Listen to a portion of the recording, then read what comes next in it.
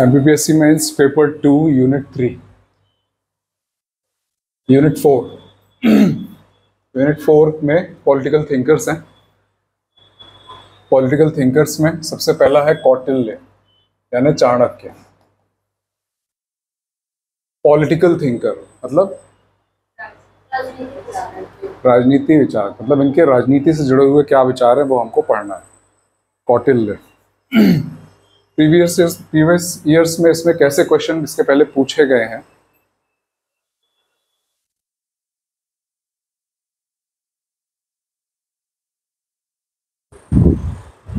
इसके पहले कैसे क्वेश्चन पूछे गए हैं ये पूछते हैं। तो कौटिल्य की बुक कौन सी है? अर्थशास्त्र। सबसे पहला एक 3 मार्कर में पूछा है कौटिल्य के प्रसिद्ध ग्रंथ का क्या नाम है। बुक का, ग्रंथ का क्या नाम है। ठीक है, तो अर्थशास्त्र के बारे में हमको बेसिक नॉलेज होना चाहिए।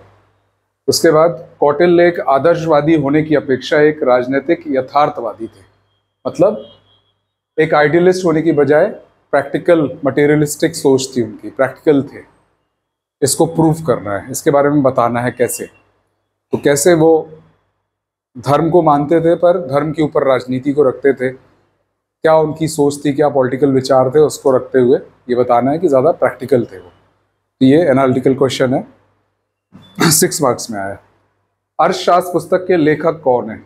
एक बार और अर्थशास्त्र के बारे में आगे। भारतीय राजनीतिक चिंतन में कौटिल्य के योगदान पर प्रकाश डालिए। मतलब पॉलिटिकल थिंकिंग में कौटिल्य का क्या स्थान है। सबसे पहले पॉलिटिकल थिंकर हमारे यहाँ पे, तो इनकी क्या पॉलिटिकल सोच रही, आज से कैसे रिलेवेंट है, क्या आज उनकी जो थ्योरी है वो अप्लाई कर सकते हैं हम, ये सब बताना। तो इस तरीके के क्वेश्चन प्रीवियस ईयर्स में आपसे पूछे गए हैं।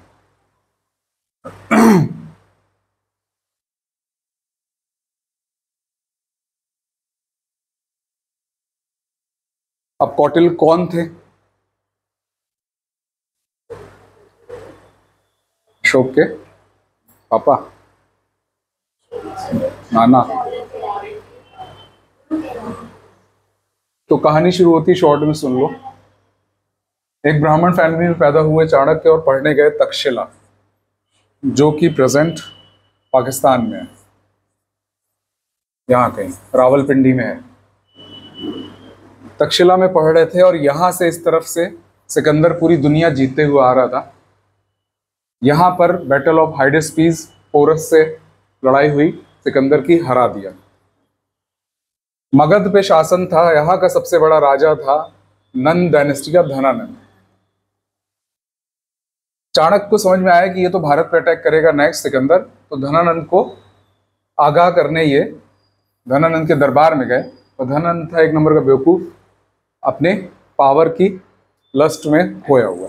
उसने इनकी बेइज्जती कर दिया कि हमको क्या कोई हराएगा, और बुरी तरह बेइज्जती करके अपने दरबार से निकाल दिया। उस दिन उन्होंने अपनी शिखा खोलकर कसम खा ली कि जब तक इसको नंद डायनेस्टी को खत्म नहीं कर दूंगा तब तक चैन की सांस नहीं लूंगा, मतलब ये शिखा नहीं बांधूंगा।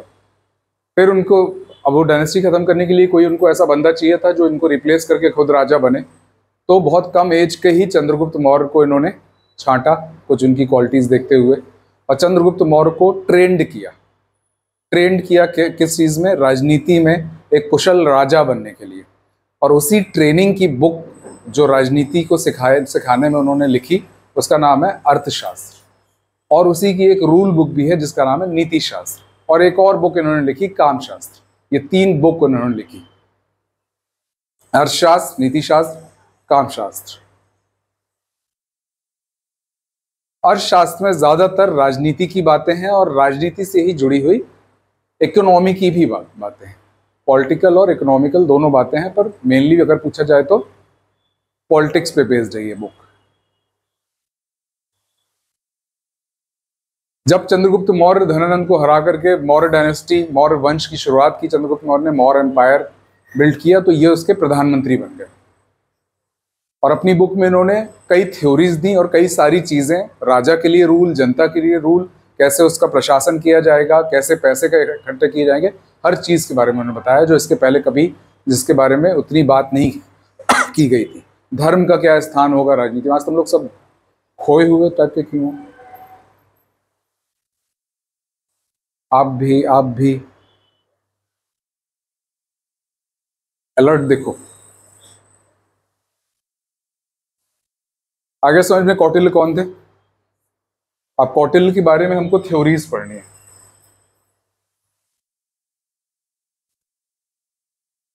सबसे पहले ओरिजिन ऑफ स्टेट, राज्य की उत्पत्ति कैसे हुई, कौटिल्य क्या बोलते हैं अर्थशास्त्र में, ओरिजिन ऑफ स्टेट कैसे हुआ, राज्य की उत्पत्ति।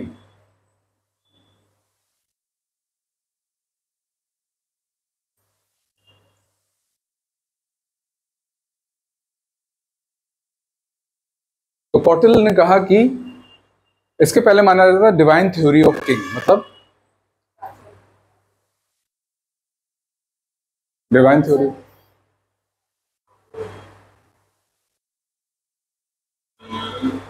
हिंदी में क्या बोलते हैं इसको,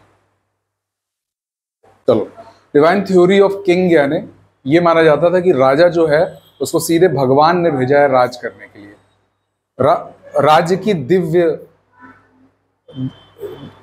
राज्य की दिव्यता का सिद्धांत ऐसा कुछ बोलते हैं कि दिव्य है, राजा जो है वो दिव्य है, मतलब राजा को सीधे भगवान ने भेजा है, उसके पास दैवीय शक्ति है और इसलिए वो राज कर रहा है। तो चाणक्य ने बोला कि ऐसा नहीं है। राजा कैसे बना, उन्होंने ये बताया कि पहले जब वैदिक पीरियड था तो मत्स्य न्याय का सिस्टम था, मतलब जो ताकतवर आदमी है वो कमजोर आदमी को मारपीट करके अपना उससे उसका सामान छीन लेना, उसको कमजोर को दबा देना और उससे उसकी जो भी प्रॉपर्टी है, जो भी उसने कमाया धमाया, वो सब छीन छान लेना। डिपेंड करता है कि आप बलवान हो कि अगला कमजोर। तुम जैसे बड़ी मछली छोटी को खा जाती है, वही वाला न्याय सिस्टम था, मत्स्य न्याय। इस चीज से परेशान होकर के लोगों ने मनु को अपना राजा चुना। तो मनु ने बोला कि मैं कब कमाऊंगा कब खाऊंगा, अगर आपको सेव करने में ही मेरा पूरा टाइम चला जाएगा। तो उन्होंने बोला कि हम आपको टैक्स देंगे। टैक्स क्या देंगे? जो भी हमारा प्रोडक्शन होगा खेती में, एग्रीकल्चर में, उसका 1/6, 1/6 और 1/10 हम हमारी प्रॉपर्टी का टैक्स देंगे। हम प्रोडक्शन से कितना देंगे? 1/6। और जो बिजनेस होगा, जो प्रॉपर्टी होगी, जो ट्रेड करेंगे हम, उससे 1/10 देंगे। जो भी ट्रेड होगी, प्रॉपर्टी बनाएंगे, ट्रेड करेंगे बेसिकली, उसका 1/10। ये टैक्स हम तब तक देंगे जब तक आप हमारी सेफ्टी करते रहोगे या कर पाओगे, पब्लिक वेलफेयर के लिए काम करते जाओगे। अगर नहीं करोगे तो नहीं देंगे, मतलब हिसाब बराबरी का है। तो इसका मतलब चाणक्य ने कहा या कौटिल्य ने कहा कि ये एक सोशल कॉन्ट्रैक्ट था, बजाय कि डिवाइन थ्योरी ऑफ किंगशिप, राज्य की दिव्यता की थ्योरी के बजाय एक सोशल कॉन्ट्रैक्ट था, सामाजिक अग्रीमेंट था, यानी समझौता था, सामाजिक समझौता था। तो राज्य की उत्पत्ति कैसे हुई? सामाजिक समझौते से हुई, ना कि डिवाइन थ्योरी ऑफ किंगशिप से। समझ में आया? राज्य का ओरिजिन कैसे हुआ? ये ऐसे हुआ, इन्होंने बताया।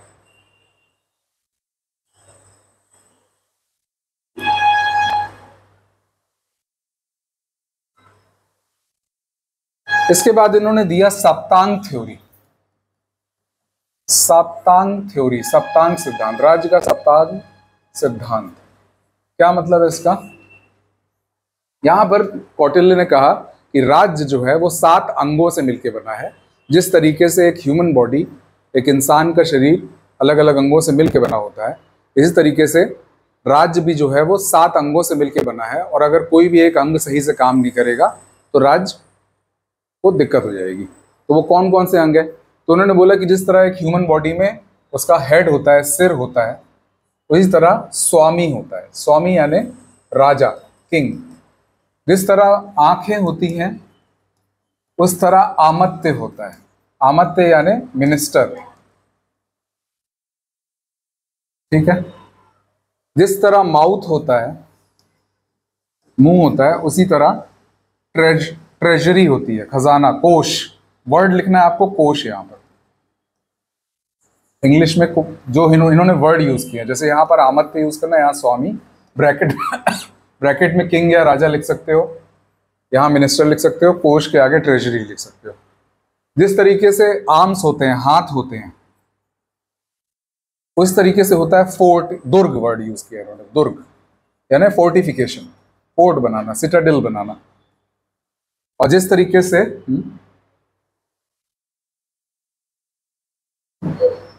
जिस तरीके से जिस तरीके से ईयर्स होते हैं, कान होते हैं, वैसे होते हैं आपके मित्र यानी अलायंसेस। बाजू के देश के राजा, मित्र, अलायंसेस। और जिस तरह ब्रेन होता है वैसा होता है आपका दंड। दंड यानी आर्मी। और आखिरी, जिस तरह आपकी थाइज या फीट होते हैं उस तरह होते हैं आपके जनपद। Territory plus people, population.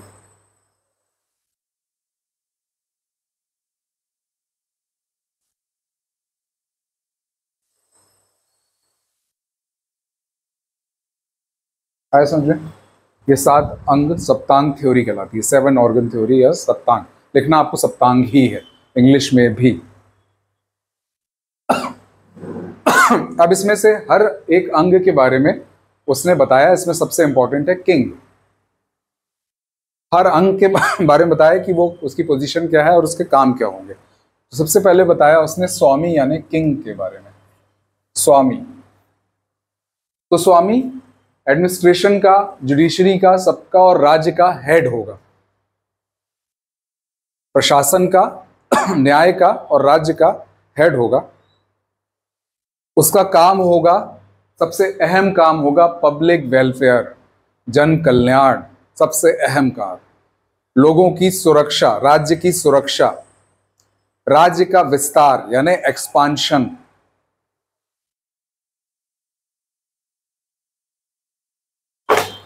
कीर्ति इसका टेस्ट देना है अभी एंड में, पता है ना? बहुत ध्यान लगा के सुनना। कानून बनाना, कैसे चलेगा? लोगों को वर्ण व्यवस्था और धर्म के का पालन करने, देखना कि लोग धर्म और वर्ण का पालन करें।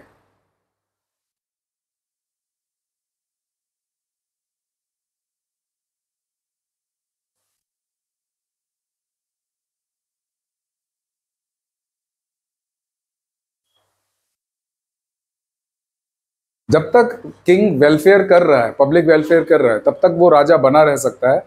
अदरवाइज उसको फिर जनता उसके पद से हटा सकती है। यानी सॉवरेनिटी किसमें है? प्रभुत्व किसमें है? जनता में है। आगे समझ में? ये सब पॉलिटिकल थिंकिंग है किसकी? कौटिल्य की। वो बता रहा है कि राजा की पोजीशन क्या है।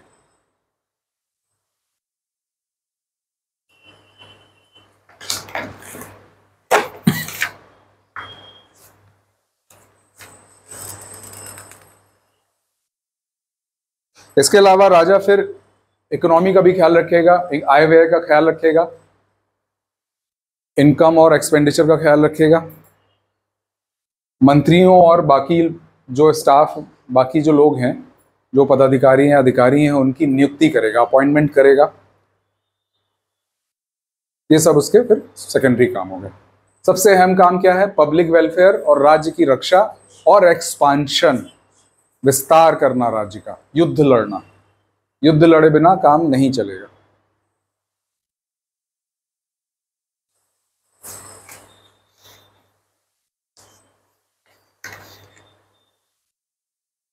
नेक्स्ट आता है आपका अमात्य यानी मंत्री। अमात्य,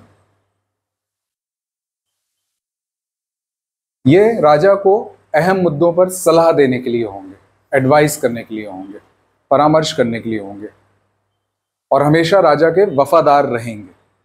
पर इनकी सलाह पे अगर राजा को लगता है कि अमल नहीं करना तो वो ऐसा कर सकता है, पर सारे काम इनसे सलाह मशवरा, परामर्श लेने के बाद ही किए जाएंगे। ये बहुत इंपॉर्टेंट लोग होते हैं, इसलिए राजा इन पे निगरानी भी रखेगा स्पाइस के थ्रू, जासूसों के थ्रू। क्या बोलते हैं जासूसों को प्योर हिंदी में?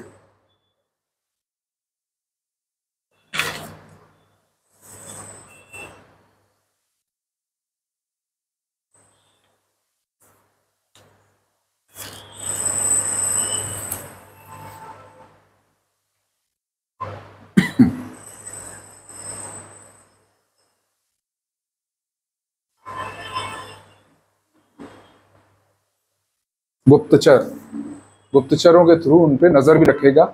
और आमत्य ऐसे ही किसी को भी नहीं बना दिया जाएगा। आमत्य को पहले टेस्ट किया जाएगा 3 बेसिस पर: धर्मप्रदा, धर्मापदा, धर्मापदा, अर्थोपदा, भयोपदा। मतलब त्रिस्तरीय उसके टेस्ट होंगे। एक होगा धर्माप्रदा पदा, यानी क्या वो धर्म के रास्ते से अलग हट के कोई फैसला कर सकता है। तो गुप्तचरों के थ्रू या कुछ इंसिडेंट में उसको ऐसे डाला जाएगा, उसको पता नहीं होगा, और ये देखा जाएगा कि ये क्या डिसीजन लेता है। क्या धर्म के रास्ते पर रह करके लेता है मुश्किल सिचुएशन में भी, तो धर्मपदा। नेक्स्ट हो जाएगा अर्थोपदा। क्या ये रिश्वत, पैसा, ब्राइबरी लेकर के बिक तो नहीं जाता, राज्य के साथ धोखा तो नहीं कर देता। नेक्स्ट हो जाएगा भयोपदा। क्या भय में, आक्रमण में, किसी प्रेशर सिचुएशन में ये राज्य के विरुद्ध जा सकता है। अगर इन 3 टेस्ट में पास हो गए तो अमात्य अमात्य बन जाएगा। उसके बाद भी इनके ऊपर गुप्तचरों के थ्रू लगातार चेक रखा जाएगा। मेन काम क्या होगा, किंग को अहम मुद्दों पे एडवाइस करना और जो काम किंग दे उसको संभालना।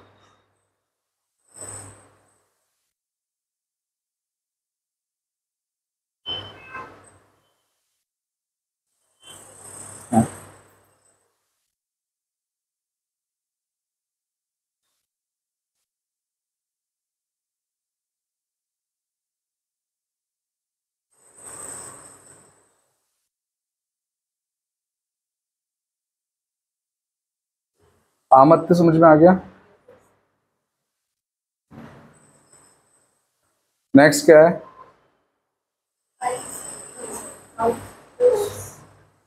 नेक्स्ट लिखो जनपदा, जनपद।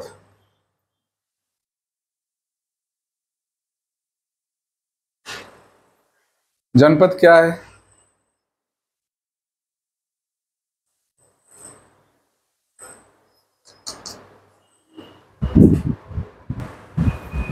तो जनपदा क्या है,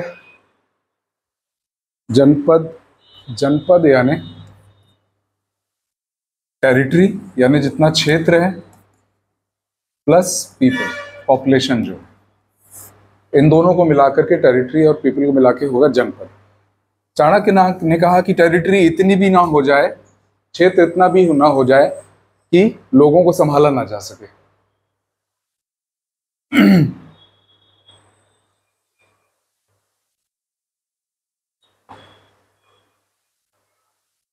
और लोग जो हो संभाला ना जा सके, मतलब एक तो उनको फीड ना किया जा सके, उनको खिलाया ना जा सके, उनकी, और दूसरा उनकी रक्षा ना की जा सके, अपने क्षेत्र की आप रक्षा ना कर सको।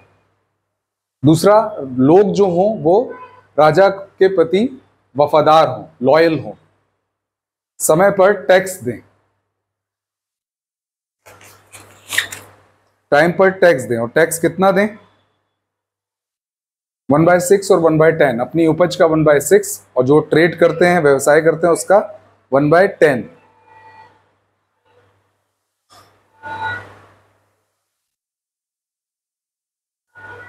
और इनको कैसा होना चाहिए, लॉयल होना चाहिए, परिश्रमी होना चाहिए, और राजा जो भी ऑर्डर दे उसको फॉलो करना चाहिए,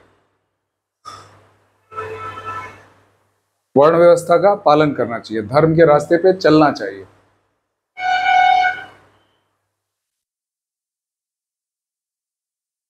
किससे तुलना की इनकी, पैरों से या थाइस से, क्योंकि ये राज्य के बेस हैं, इन पे टिका है राज्य।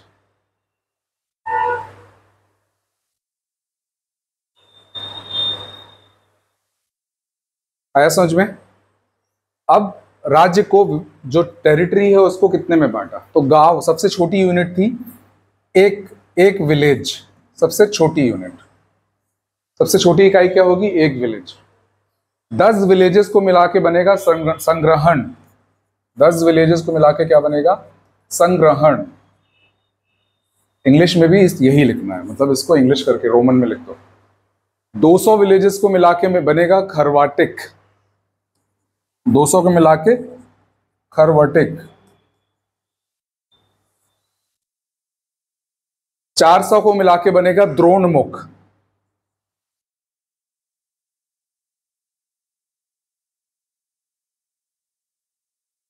और फाइनली सबसे बड़ी यूनिट 800 को मिला के बनेगा स्थानीय। स्थानीय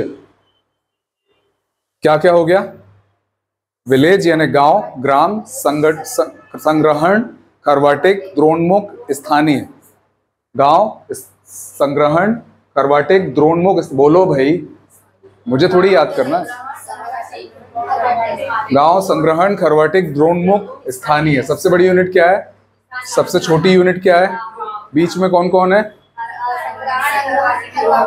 द्रोणमुख, कर्वाटिक, संग्रहण। द्रोणमुख, कर्वाटिक, संग्रहण। द्रोणमुख, कर्वाटिक, संग्रहण। कितने गांव? 1, 10, 200, 400, 800। 1, 10, 200, 400, 800। सबसे नीचे क्या? सबसे नीचे गांव, एक गांव। उसके बाद 10 गांव से मिलकर संग्रहण, 200 गांव से मिलकर खरवाटिक, 400 से मिलकर द्रोणमुख, 800 से मिलकर स्थानीय। ठीक है, ये हो गया आपका जनपद। नेक्स्ट होगा दुर्ग, फोर्ट या फोर्टिफिकेशन, सिटाडेल। ये किस लिए है? तो ये सुरक्षा के लिए, प्रोटेक्शन के लिए है और इंटरनल स्टेबिलिटी के लिए। आंतरिक सुरक्षा, आंतरिक स्थायित्व भी तभी बना रहेगा जब बाहर से सुरक्षा रहेगी, लोग अपने आप को सिक्योर फील करेंगे। और आपकी ताकत का, आपकी शक्ति का भी ये प्रतीक है। जितना अच्छा आपका फोर्टिफिकेशन होगा शहर का, उतने आप स्ट्रॉन्ग कहलाओगे। कौटिल्य ने 4 टाइप के दुर्ग बताए। कितने टाइप के? पहला उन्होंने बताया औदिक। औदिक दुर्ग मतलब जो कि चारों तरफ से पानी से घिरा हो, मतलब ऐसा किला जो चारों तरफ से पानी से घिरा हो। जैसे ग्वालियर फोर्ट में है चारों तरफ पानी, चारों तरफ तो नहीं है पर जैसे सामने से वैसे चारों तरफ से करते, जैसे उदयपुर का किला। तो पहला क्या टाइप है? औदिक।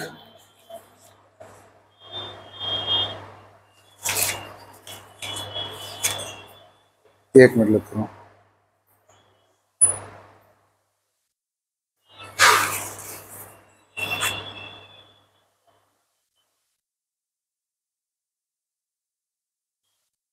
औदिक,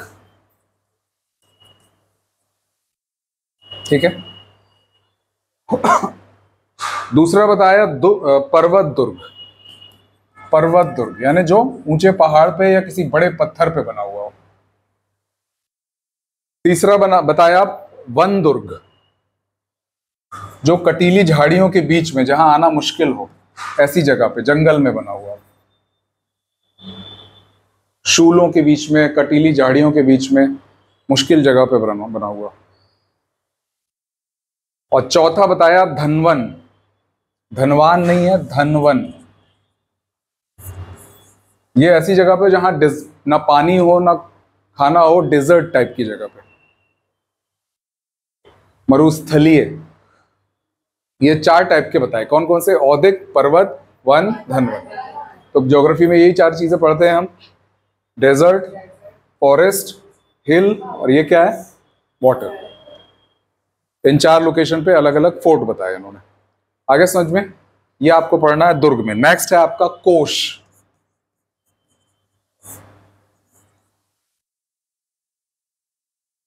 कोश या राजकोष, कोश बोलो, वैसे इन्होंने वर्ड कोश दिया।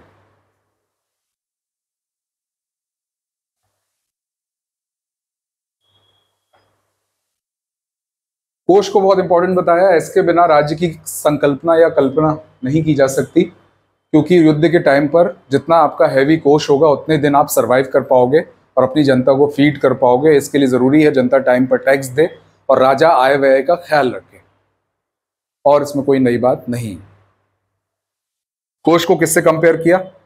माउथ से, मुंह से। नेक्स्ट है आपकी दंड यानी सेना। इसको किया कंपेयर ब्रेन से, मस्तिष्क से।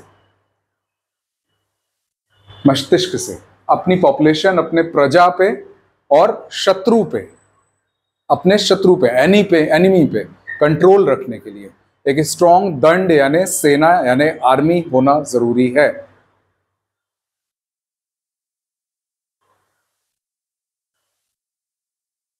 इसमें ब्राह्मणों को शामिल नहीं किया जाएगा, क्योंकि ब्राह्मणों का काम है शिक्षा देने। किसको शामिल किया जाएगा? तो सबसे पहले क्षत्रियों को शामिल किया जाएगा। अगर कोई ऐसी स्थिति बन गई है कि जरूरत है तो वैश्य और शूद्रों को भी शामिल किया जा सकता है, पर ब्राह्मणों को शामिल नहीं किया जाएगा क्योंकि उनका काम है शिक्षा देना, एजुकेशन देना। एक इंपॉर्टेंट लाइन उन्होंने यहाँ पे कही कि अगर राज्य का राजकुमार या राजा क्योंकि अशिक्षित होगा तो राज्य उसी तरह खत्म हो जाएगा जैसे दीमक लग जाए तो लकड़ी खत्म हो जाती है, वूड खत्म हो जाएगा टर्माइट के लगने से। उसी तरह जो किंग है उसका एजुकेटेड होना मस्ट है, जरूरी है, अदरवाइज एम्पायर फॉल कर जाएगा।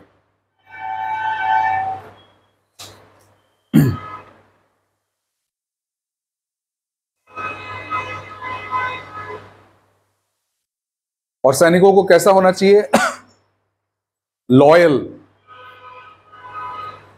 युद्ध में पारंगत यानी युद्ध कुशल, नेशनलिस्ट देशभक्त, और राजा के ऑर्डर को फॉलो करने वाला, और राजा को भी सैनिकों के सुख दुख का, उनके जरूरतों का ख्याल रखना चाहिए।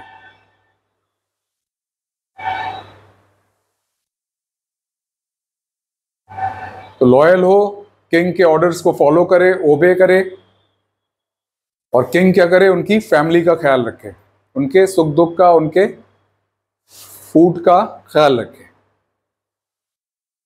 नेक्स्ट है मित्र। मित्र यानी है अलायंस, यानी अपने पड़ोसी, पड़ोसी के पड़ोसी, आजू बाजू के राजाओं के साथ दोस्ती रखे, क्योंकि वो आपके ईयर्स की तरह, कान की तरह होते हैं। कौन आप पे अटैक करने वाला है, कौन आपका एक्चुअली दोस्त है, कौन छुप के साजिश कर रहा है, वो मित्रों के थ्रू ही पता चलेगा। इसलिए आपकी राजा की यह भी कर्तव्य है कि वो स्पाइस को यूज करके, गुप्तचरों का यूज करके इस बात का ख्याल की खबर रखें कि कौन अलायंस में है तो एक्चुअली दोस्त है और एक्चुअली दुश्मन है, कौन शत्रु है और कौन अरी है और कौन मित्र है।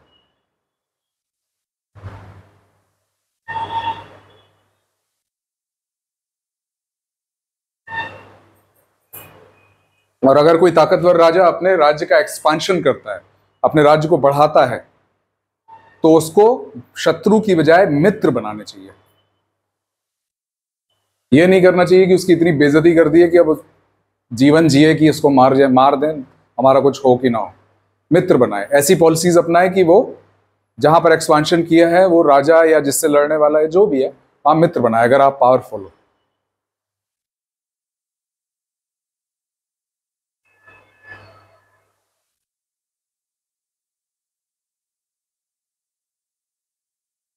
कितने हो गए? सप्तांग थ्योरी यही है आपकी। क्या क्या पढ़ा हमने? स्वामी, आमत्य, जनपद, दंड, कोश, दुर्ग, मित्र। ये 7 सप्तांग, इनको सप्तांग बोला है। किससे कंपेयर किया है? सिर, आंख और ये सबसे। और क्या क्या ड्यूटी दी गई है, ये आपकी सप्तांग थ्योरी। क्या क्या देख लिया हमने? ओरिजिन ऑफ स्टेट, राज्य की उत्पत्ति, और सप्तांग थ्योरी। 2 थ्योरी निपट गई।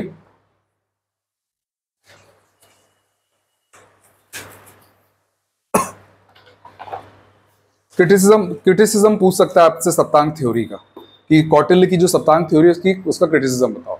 तो उसका क्रिटिसिज्म ये लिख सकते हैं कि इन्होंने राज्य को एक सजीव, लिविंग एंटिटी माना है, लिविंग वस्तु माना है, मतलब राज्य को सजीव माना, तभी तो ह्यूमन से कंपेयर किया है। जबकि जो मॉडर्न स्कॉलर्स होते हैं वो राज्य को निर्जीव मानते हैं। मतलब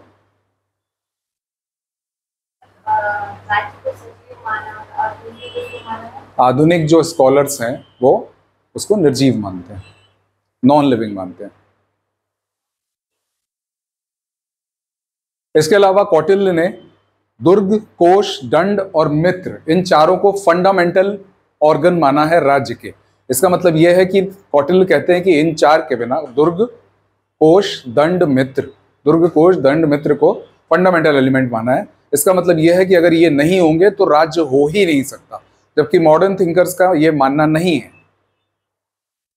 क्या आज के टाइम पर कोई भी परमानेंट शत्रु, क्या हम चाइना को परमानेंट दुश्मन या परमानेंट दोस्त बोल सकते हैं?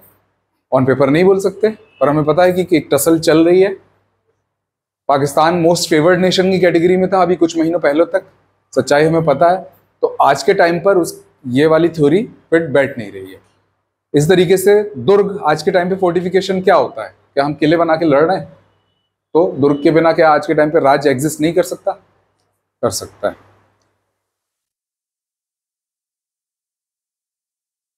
तो इस तरीके से ये चार को फंडामेंटल एलिमेंट नहीं मानते हैं मॉडर्न थिंकर्स। इसके अलावा तीसरा क्रिटिसिज्म ये कर सकते हैं कि कौटिल्य जो है टोटली मोनार्की, राजशाही, और क्या बोलते हैं मोनार्की को, और क्या बोलते हैं? राजशाही को और क्या बोलते हैं? मतलब राजा का शासन, राजशाही, उस पर बिलीव करते हैं, लोकतंत्र को नहीं मानते। ये इसका एक क्रिटिसिज्म है। क्रिटिसिज्म को क्या बोलते हैं? आलोचना। सप्तांग थ्योरी की क्रिटिसिज्म हमने देख लिया।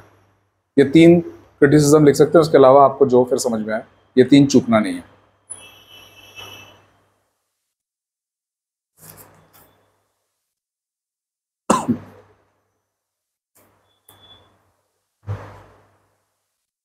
सावयव या organic theory of Kautilya. सावयव,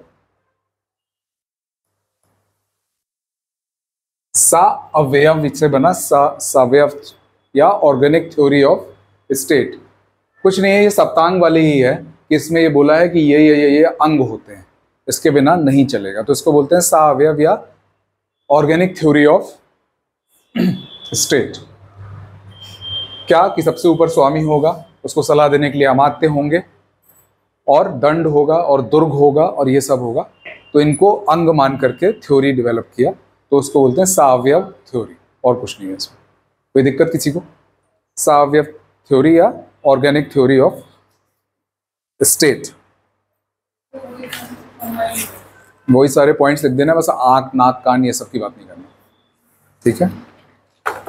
exactly same है।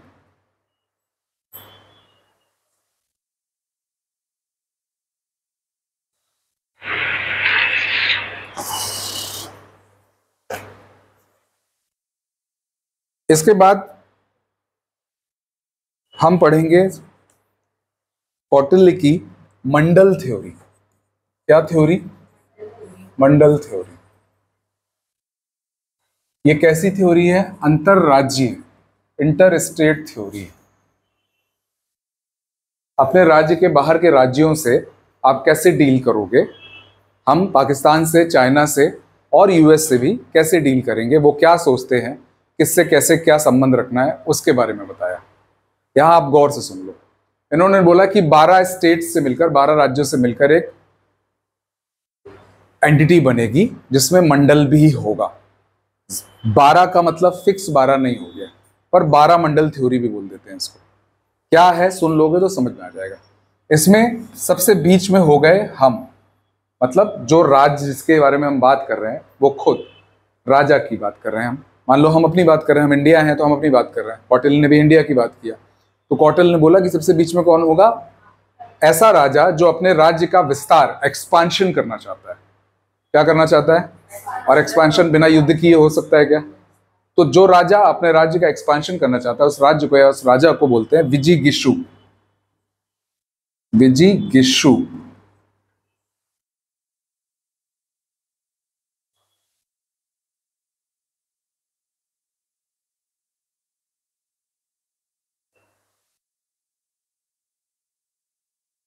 और जो उसका पड़ोसी होगा वो होगा अरि। हिंदी में अरि बोलते भी हैं, पर्यायवाची है शत्रु का। अब इस पड़ोसी का जो पड़ोसी होगा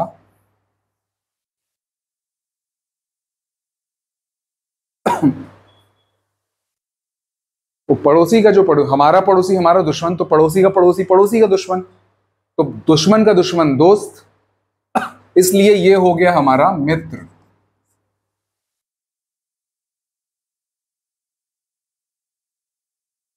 तो अब जब ये हमारा मित्र हुआ तो अरि का मित्र कौन हो जाएगा? ये, तो अरि मित्र।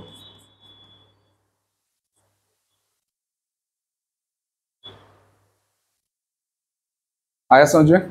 उसके बाद कौन आएगा? मित्र मित्र। मित्र मित्र, इसका दुश्मन इसका दोस्त। हर पड़ोसी आपका हर पड़ोसी दुश्मन है।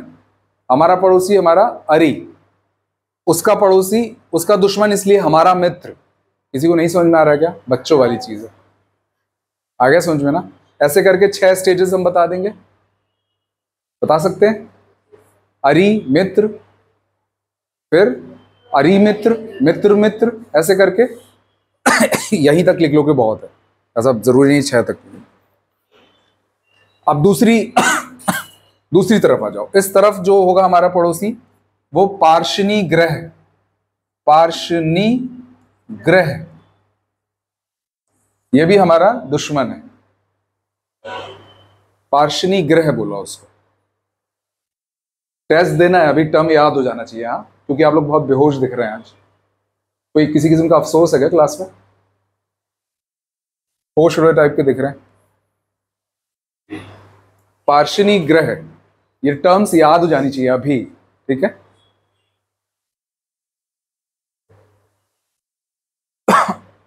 और उसके नीचे जो हमारा मित्र होगा वो है अक्रांदा, अक्रांद या अक्रांदा, अक्रांद।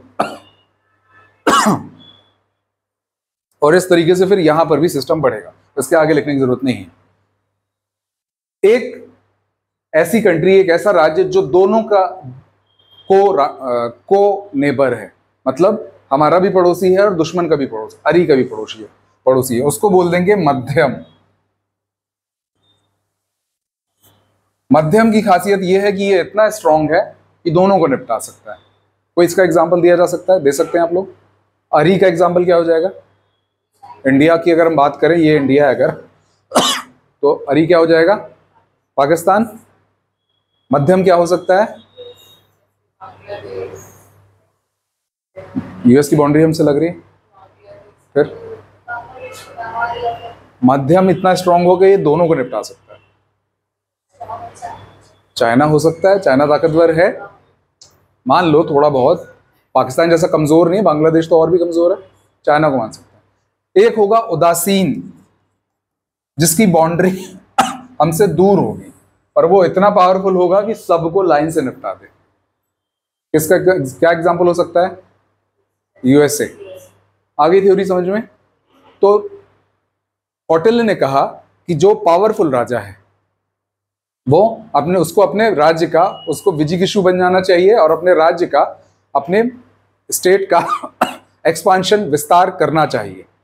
पर इस विस्तार करते वक्त उसको शत्रुओं से ज्यादा मित्र बनाने चाहिए। और अगर कोई कमजोर राजा है तो उसको अपने जैसे दूसरे राजाओं से मिलकर एक शक्तिशाली संगठन बना लेना चाहिए जिसका नाम होगा मंडल। इसलिए इसको क्या बोला गया? मंडल थ्योरी। और उदासीन से, यानी जो सबसे ताकतवर है, उससे दोस्ती बना के रखना चाहिए ताकि आपसे ज्यादा पावरफुल जो है वो आप पे अटैक ना करे। यह है मंडल थ्योरी। किसी को नहीं समझ में आई?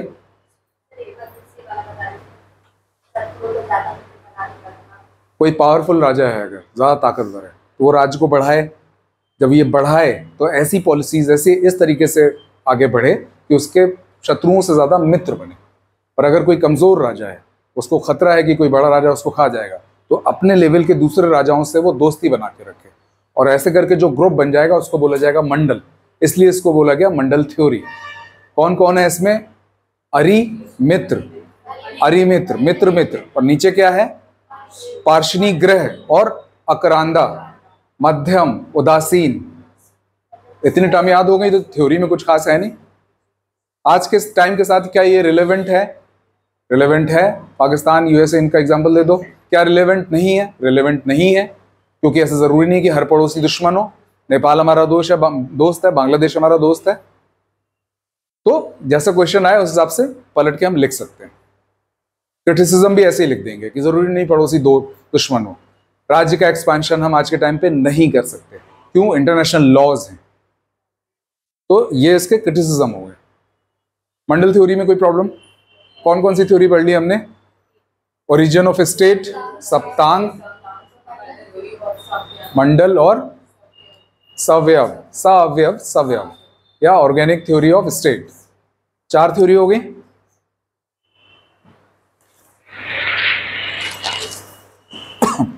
मंडल थ्योरी के बारे में लिखने को आ जाए, सबसे पहले क्या लिखोगे?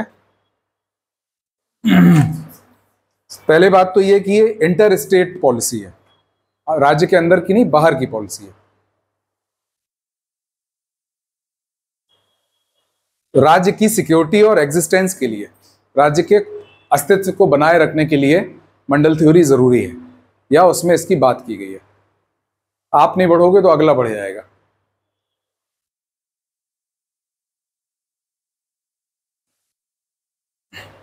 और ये डायग्राम बना के उसको बनाना है, ठीक है। या तो ऐसे बना दो या सर्किल बना दो, बीच में विजिगिषु, ये बढ़ा ये बढ़ा ये बढ़ा, ऐसे करके आगे समझो।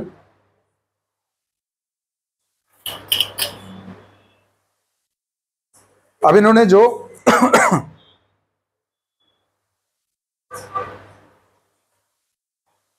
चार किस्म के मंडल बताए, चार किस्म के मंडल बताए, बहुत आसान है, चार किस्म के मंडल है। फर्स्ट मंडल होगा विजिगिषु और मित्रों से मिलके बनेगा, जो विजिगिषु और उसके मित्र।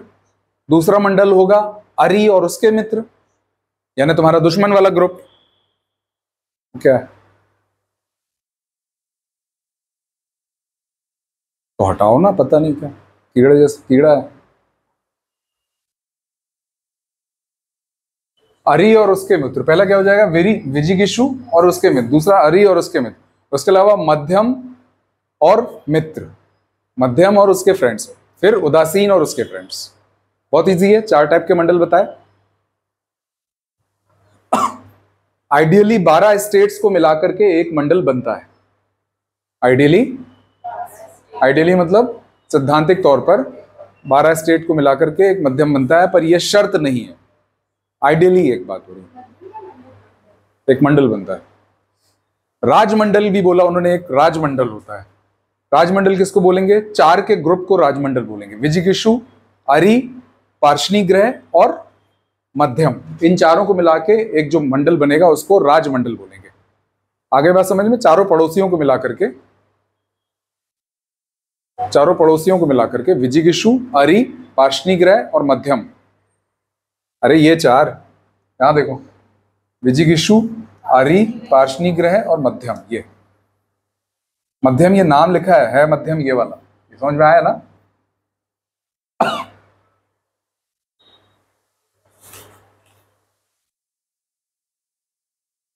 नेक्स्ट पढ़ेंगे कौटिल्य की षाड्गुण्य पॉलिसी। षड्गुण्य पॉलिसी,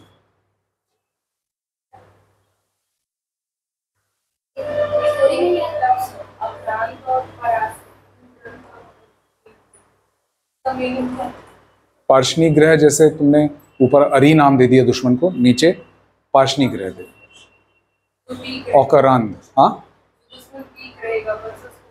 वीक या स्ट्रॉन्ग नहीं है, वो दुश्मन है। भाई आज तुम किसी स्टेट के लिए तुम पाकिस्तान या बांग्लादेश नाम यूज कर रहे हो, पर अगर कोई थ्योरी दोगे तो तुम किसी का नाम नहीं यूज कर सकते ना। तो एक तरफ वाले दुश्मन दोस्त को अरि और मित्र बोल दिया, दूसरी तरफ वाले दुश्मन दोस्त को पार्षणी ग्रह और अक्रांता बोल दिया। कुछ तो उनको वो टाइटल देना पड़ेगा ना, तब तो आप थ्योरी एक्सप्लेन कर पाओगे ना। हर बार ये थोड़ी लिखोगे कि पीछे की तरफ जो राज्य है उसके लिए यह करना है। थ्योरी स्टैंडर्ड नेमिंग करके ही होती है ना।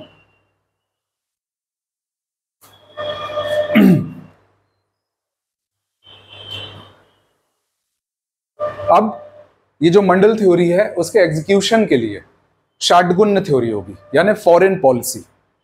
कब हमको लड़ना है, कब नहीं लड़ना है, कब चुप बैठ जाना है, कब दोस्ती कर देना है, ये सब। तो ये फॉरेन पॉलिसी है बेसिकली, जिसको बोलते हैं षाड्गुण्य पॉलिसी। इसमें 6 एलिमेंट्स हैं। क्या करना है? ये 6 एलिमेंट्स हैं। सबसे पहले है संधि।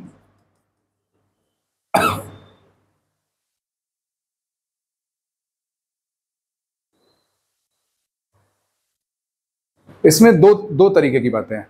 देश में शांति के लिए आस पड़ोस से आप मित्रता कर लो, और वो मित्रता भी कब की जाएगी? जब आप कमजोर हो, वरना तो आपको राज्य का एक्सपांशन करना है। चाणक्य बोलते हैं कि विजिगिषु बन जाना है, राज्य का एक्सपांशन करना है। तो देश की शांति के लिए दूसरे देश के राजा या शासक के साथ संधि की जा सकती है या की जाती है, जो कि ज्यादा शक्तिशाली होगा।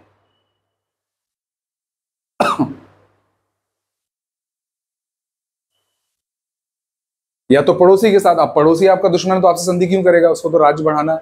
तो ऐसे राजा के साथ जो कि ज्यादा ताकतवर हो।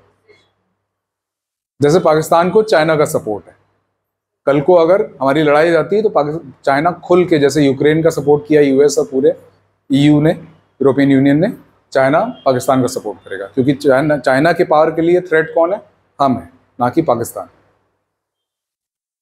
दूसरा विग्रह, शत्रु के खिलाफ रणनीति बनाना या युद्ध करना।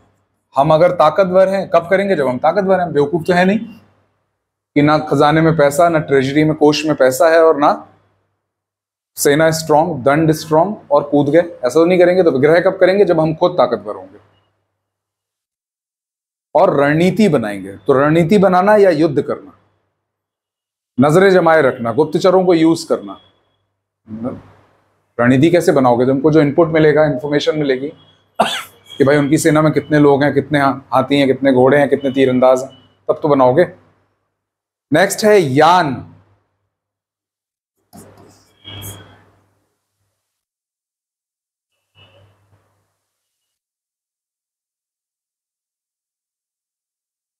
युद्ध की घोषणा किए बिना युद्ध की तैयारी करना।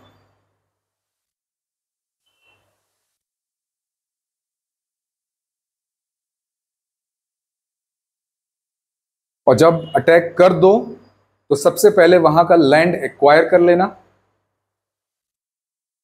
अटैक कर दिया जब आपने, तो वहां का लैंड एक्वायर करना और वहां के लोगों के साथ घुल मिल जाना।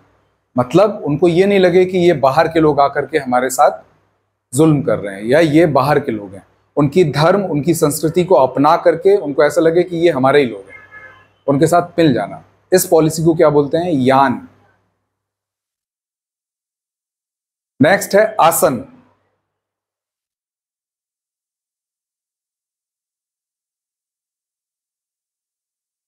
आसन यानी तटस्था, यानी न्यूट्रल रहना। जब आप कमजोर हैं, जब लड़ने की पोजीशन में नहीं है, तो न्यूट्रल बने रहना। ये किस्म से स्यूडो संधि भी है, मतलब आप खामोश रह के अपने आप को स्ट्रांग बना रहे हो कि कल को पर्टिकुलर अंत में आपको लड़के अपने आप को बढ़ाना और प्रोटेक्ट करना ही है। पर अगर आप अभी कमजोर हो तो खामोश रहो, न्यूट्रल बने रहो और अंदर ही अंदर अपनी ताकत बढ़ाते रहो। जब इस लायक बन जाओ तो फिर विग्रह। और इसी ताकत बढ़ाने के काम का एक स्टेप क्या है, संधि। संधि क्या है, ऐसे से दोस्ती करना जो आपसे ज्यादा ताकतवर हो, ताकि आपको हाथ लगाने के पहले, आपके चाचा विधायक हैं तो आपको हाथ लगाने के पहले बंदा ये सोचेगा कि भाई चाचा से भी निपटना पड़ेगा। उसके बाद संश्रय। संश्रय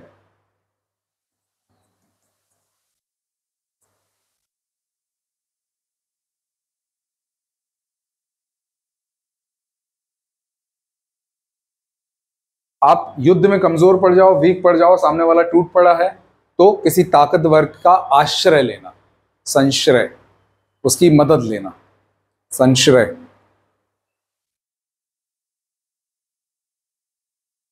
और अगर किसी जो आपका दुश्मन है उससे ज्यादा मजबूत आदमी ना मिले आपकी हेल्प करने में, तो जिसने अटैक किया उसके पैर पकड़ लो, सरेंडर कर दो उसके आगे। ज्यादा भीम नहीं बनना है।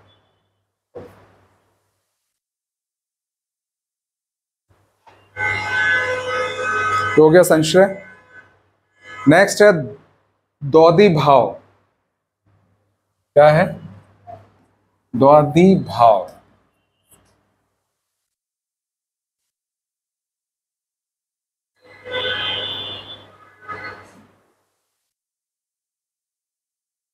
जब एक पावरफुल राजा से आपने संधि कर ली तो दूसरे पे अटैक करना या अटैक की तैयारी करना। आपने एक पावरफुल राजा से संधि कर ली तो दूसरे पे अटैक करना या रणनीति बनाना उस पे अटैक करने की, यानी खुद को पावरफुल बनाने की। ये 6 पॉलिसीज हैं जिसको बोला जाता है षाटगुण्य पॉलिसी। मंडल थ्योरी को एग्जीक्यूट करने के लिए आपको ये 6 पॉलिसीज अपनानी पड़ेंगी।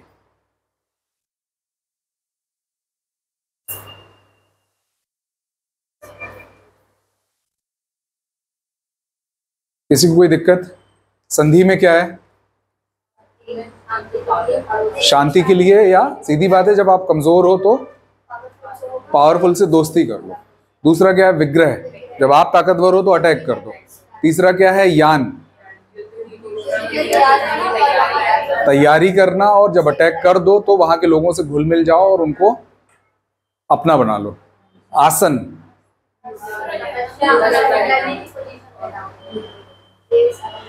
तो तैयारी करना। न्यूट्रल रहना, मेन बात क्या है? तटस्थ बने रहना। उसके बाद संश्रय, यानी आत्मरक्षा भी बोला जाता है इसको, आश्रय ले लेना किसी पावरफुल का, और आश्रय मिल जाए तो फिर अटैक कर देना। संधि, विग्रह, यान, आसन, और संश्रय और द्वैधी भाव।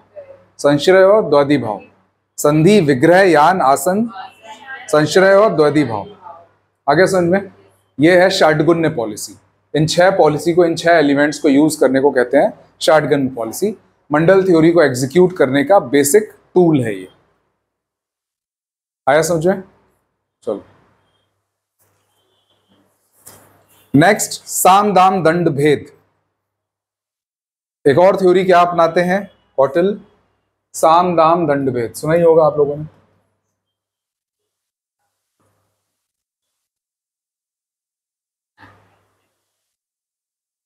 वैदिक पीरियड में क्या चलता था? साम दाम दंड भेद, माया, उपेक्षा और इंद्रजल। वो याद नहीं रखना है हमको, सिर्फ साम दाम दंड भेद याद करना है। क्या मतलब है इसका? साम मतलब जब आप कमजोर हो तो टैक्टिक्स अपनाओ, उन टैक्टिक्स को ही बोला गया है साम। मतलब दिमाग लगा के कुछ फर्जीवाड़ा करके कुछ तो तिकड़म लगाना, तो उसको क्या बोला है? साम। क्योंकि आप सीधे सीधे सामने से नहीं लड़ सकते हो, तो तोड़ना कैसे भी सामने वाले को, तो उसको बोलेंगे साम। दाम यानी पैसा खिला करके सामने वाले के आमत्य को, मंत्री को खरीद लो, कुछ तो कर लो, उसकी सेना को तोड़ लो कि वहीं से वो उसी को तोड़ दे। दंड मतलब हम पढ़ ही चुके हैं, सेना से अटैक कर देना। किसके लिए होगा ये? जो पावरफुल किंग होगा वो कर पाएगा ऐसा। और भेद यानी गुप्तचरों को एक्टिव रखना, डिवाइड एंड रूल करना।